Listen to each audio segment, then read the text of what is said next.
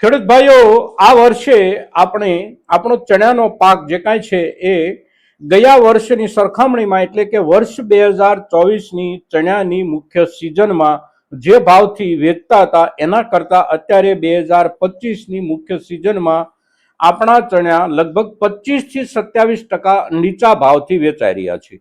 હવે આટલા નીચા ભાવથી પણ ચણા ખુલતા બજારમાં વેચાવાના શરૂ થયા હોવા છતાં પણ વિદેશમાંથી આયાત થતા ચણાના પાક ચણાના માલ પર સરકાર તરફથી કોઈ યોગ્ય સમયનો નિર્ણય ન લેવાયો। પરિણામે આપણી અડધી સિઝન સુધી ચણાના વેચાણમાં વેપારમાં વેપારીઓ એક પ્રકારના આશાવાદમાં રહ્યા કે ભારતના બજારમાંથી ચણા નહીં મળે તો વિદેશથી આયાત થતા ચણા પર આપણો કારોબાર ચાલશે। હવે છેલ્લા દિવસોમાં એટલે કે માર્ચ મહિનાના છેલ્લા અઠવાડિયા દરમિયાન સરકારે આયાત પર શુલ્ક નાખવાનો જે નિર્ણય કર્યો એ નિર્ણયની અસર અત્યારના દિવસોમાં બજાર ઉપર સામાન્ય રૂપમાં વેપારીઓની ખરીદીની માનસિકતા પર આપણને જોવા મળી રહી છે। હવે એ અસર ખરેખર ભાવમાં સુધારાના રૂપમાં બદલાઈ શકે કે કેમ આગામી સમયમાં એને આપણે એક સામાન્ય તથ્યોના આધારે આજના એપિસોડમાં સમજવાનો પ્રયાસ કરીએ છીએ। તો આપ સૌ મિત્રો, સૌ દર્શકો આપણા આ વિડીયોમાં એપિસોડમાં અવશ્ય બન્યા રહેજો। નમસ્કાર ખેડૂત મિત્રો, જય કિસાન, જય ભારત। ખેડૂત ભાઈઓ, આપણી કેન્દ્ર સરકારે માર્ચ મહિનાના છેલ્લા અઠવાડિયા દરમિયાન ચણાની આયાત પર 10% શુલ્ક લગાડવાનો નિર્ણય કર્યો। હવે એ જે નિર્ણય થયો એની પાછળ ઉત્પાદનના મોટા જથ્થાને કારણરૂપ સમજવામાં આવી રહ્યું છે। સરકારનો જે અંદાજ છે આ વર્ષમાં આપણા દેશની અંદર ચણાના પાકનો એ અંદાજ લગભગ 1,30,00,000 ટન આસપાસનો છે। હવે આપણી જે જરૂરિયાત છે ચણાની એકંદર એ લગભગ 1.5 કરોડ ટનથી વધારેની છે આપણા દેશની પોતાની।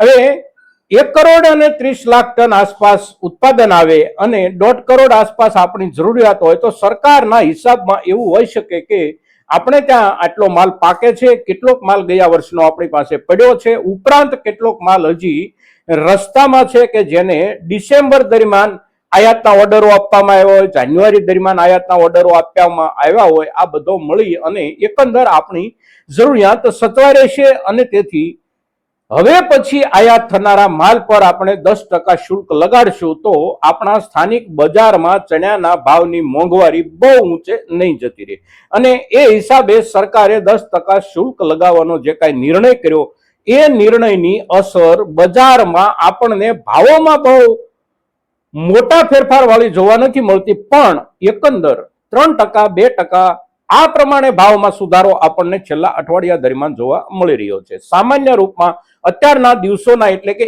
એપ્રિલ મહિનાની શરૂઆત પછીના આપણે ભાવો જોઈએ તો આપણને 1,000 રૂપિયાથી 1,050 સામાન્ય માલમાં, 1,050 થી 1,100 રૂપિયા સારા માલમાં અને બેસ્ટ ક્વોલિટીમાં 1,100 થી 1,150 આસપાસ આપણા ચણા આ અઠવાડિયા દરમિયાન એટલે કે એપ્રિલના પહેલા અઠવાડિયા દરમિયાન વેચાઈ રહ્યા છે।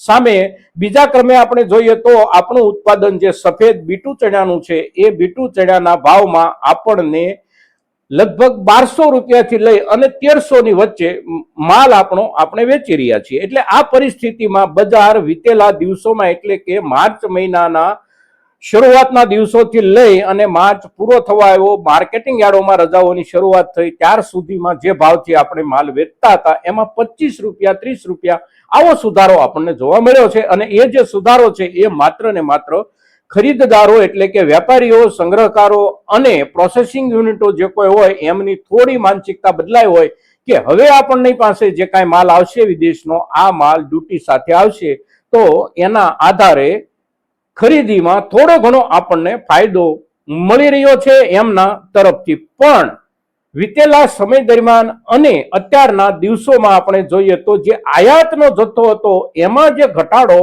આવ્યો છે એ ઘટાડો નોંધપાત્ર ઘટાડો છે। હવે એ ઘટાડો કેટલો આવ્યો છે તો વર્ષ 2025ની શરૂઆતમાં જાન્યુઆરી મહિનો અને ફેબ્રુઆરી મહિનો આ બંને મહિનાના આપણા દેશની ચણાની આયાતના આંકડાઓ જાહેર થયા છે।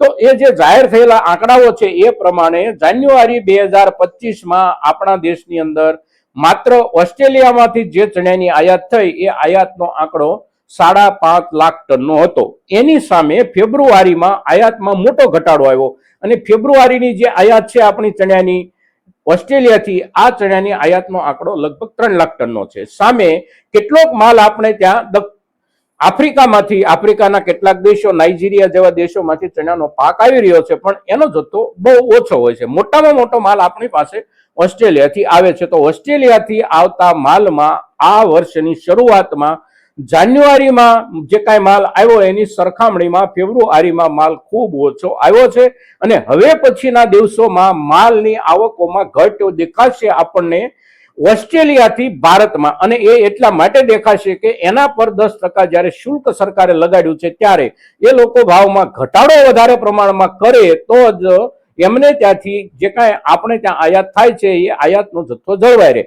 અન્યથા એ પાછળના દિવસોમાં જે ભાવથી માલ વેચતા હતા એ જ ભાવથી જો આપણને માલ વેચવા માંગતા હોય તો એના ઉપર લાગનારા 10% શુલ્ક પછી એ જે ભાવથી આપણે ત્યાં પડતર થવાનું હોય એની સરખામણીમાં આપણો સ્થાનિક ઉત્પાદનનો જે કાંઈ માલ છે ચણાનો, એ માલ ક્વોલિટીમાં ખૂબ સારો હોય છે. ભાવની સરખામણી ત્યાંથી જે માલ આવતો હોય એ માલની ક્વોલિટી અને આપણા અહીંના ઉત્પાદનની ક્વોલિટી, આ બંનેની વચ્ચે બહુ મોટો ફરક હોય છે અને તેથી ક્વોલિટી પ્રમાણે માલ ખરીદવો અને ક્વોલિટીના હિસાબથી માલને વેચવો. એવા જે કોઈ પ્રોસેસિંગ યુનિટો હોય આ બધા જ પ્રોસેસિંગ યુનિટો આપણા ભારતના ઉત્પાદિત માલ તરફ ખરીદીના હિસાબથી વળી શકે છે અને એની અસર આપણને હવે પછીના સમયમાં સામાન્ય રૂપમાં એટલે કે ખરીદી જળવાઈ રહેવાના રૂપમાં જોવા મળશે. ખરીદી જળવાઈ રહે અને અત્યારના હિસાબથી ભાવો જે પ્રમાણે ચાલી રહ્યા છે એ ભાવોના ધોરણે પણ ખરીદી ચાલુ રહે.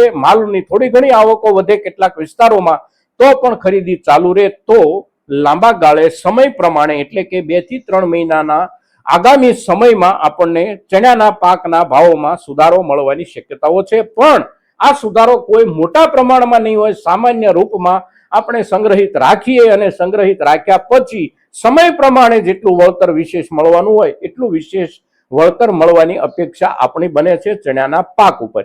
હવે ચણાનો જે કાંઈ પાક છે આપણો, એના ઉત્પાદનના આંકડા સરકારે જે જાહેર કર્યા છે એ આંકડા જ્યારે 1.30 લાખ ટનના જાહેર કર્યા છે સરકારે, ત્યારે સરકારના આંકડાઓમાં ઘણી વખત બહુ મોટો ફેરફાર હોય છે. હવે એ જે ફેરફાર હોય છે એ ફેરફારમાં મોટા ભાગે ઉત્પાદનનો આંકડો સરકાર મોટો જ બતાવતી હોય છે, એટલા માટે કે સરકાર બજારમાં કોઈ પણ પ્રકારની અછતની અફવાઓ ન ફેલાય એટલા માટે મોટા પ્રમાણમાં ઉત્પાદનનો આંકડો સરકાર મૂકતી હોય છે. હવે આ પ્રમાણે સરકારના આંકડાની અંદર મોટા પ્રમાણમાં ઉત્પાદન આપણું ઓછું આવે એટલે કે 10 લાખ કે 15 લાખ ટન સુધીનું ઉત્પાદન જો ઘટીને આવે તો એ ઘટતા ઉત્પાદનની અસર આગામી સમયમાં દેખાઈ શકે છે બજારમાં. એટલા માટે કે આયાતના જથ્થામાં ઘટ આવશે અવશ્ય 10% શુલ્ક જ્યારે લગાડવામાં આવ્યું છે ત્યારે. તો આ રૂપમાં આપણે ચણા અને ચણાના બજારને સમજવાનો પ્રયાસ કરીએ તો આગામી સમયમાં ચણાના પાકમાં અત્યારે જે ભાવો મળી રહ્યા છે એ ભાવોમાં હવે ઘટાડાની શક્યતાઓ બહુ દેખાતી નથી. સાથે સાથે વિશેષ રૂપમાં બહુ મોટા વધારાની શક્યતાઓ પણ નથી દેખાતી, પણ એકંદર ભાવ જળવાઈ રહેશે અને આગામી સમયમાં સમય પ્રમાણે સુધારો આપણને મળતો રહેશે.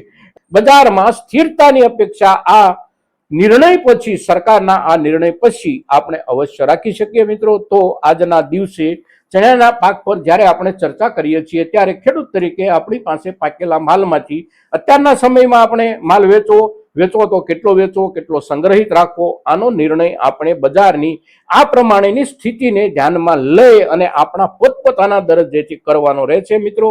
અને આટલો સ્વયં વિવેક આપણા દરેક ખેડૂતો પાસે હોય છે તો આપણા એ સ્વયં વિવેકનો અમલ કરી અને આપણે આપણા પાક પર નિર્ણય કરવાનો છે.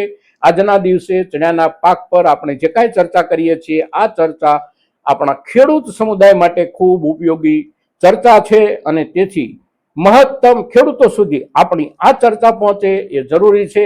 આપના તરફથી એને માટેના પ્રયાસો થાય એવી આપની પાસેથી અપેક્ષા સાથે જય કિસાન, જય ભારત.